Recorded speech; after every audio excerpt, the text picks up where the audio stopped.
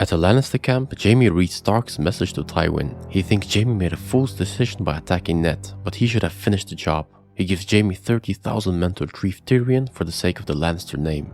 Ned tells Cersei that he knows the truth behind the death of Jon Arryn. He knows how Bran saw them. He tells her that he'll tell Robert everything once he returns from the hunt and she should flee. At Winterfell, the captured wildling is put to work and threatened by Theon. She then tells the maester that they were fleeing from the coming darkness beyond the wall. At the wall, Jon sees a lone horse coming to the gates. It is his uncle Benjen's horse. Robert has been injured by a boar. He tells Joffrey he should have been around more. When Ned enters, he says it's his fault because he was drinking. He has a major wound, but he managed to kill it and says he's dying now. He tells everyone to leave and commands Ned to write down his words. He wants Ned to be the Lord Regent until Joffrey comes of age. Robert then tells him to let Daenerys live and make Joffrey a good person.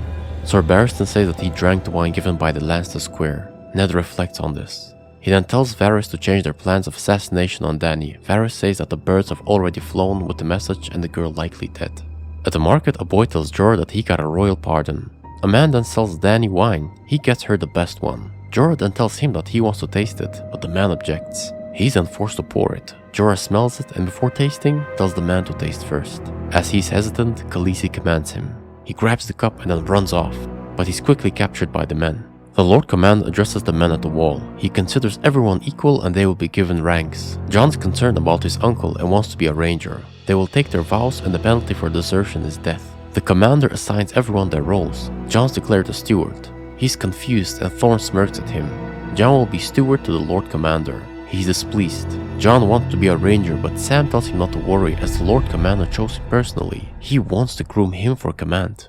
Renly tells Ned that he will give him 100 men to strike tonight, as Joffrey and Cersei will not care about Robert's will, but Ned doesn't want to spill blood. He then tells a man to hand the letter directly to Stannis Baratheon at Dragonstone. Ned then tells Baelish that Robert's children are not his. Upon his death, Stannis will inherit the throne naturally, but Baelish says that it is better that Joffrey succeeds and he should make peace with the Lannisters. And if Joffrey becomes tyrannical, they reveal the secret together and put Renly on the throne. However, Ned rejects it. He needs some men of Baelish to protect everyone against the Lannisters. The men go beyond the wall to the Hearth Tree to give their vows. Afterwards, Ghost sneers with a hand in its mouth. Jorah tells Dany that Robert will not stop hunting her, and Khal Drogo vows to decimate King's Landing for this act.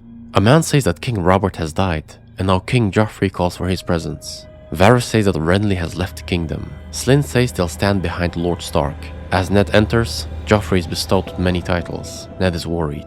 Joffrey wants to be crowned and wants everyone's allegiance. Ned then hands Robert's will to Sir Barristan. When he reads that Ned will rule until Joffrey comes of age, Cersei takes the will and tears it apart. She commands Ned to bend the knee and they'll let him live. Ned says that Joffrey has no right to the throne. She then commands Barristan to seize him.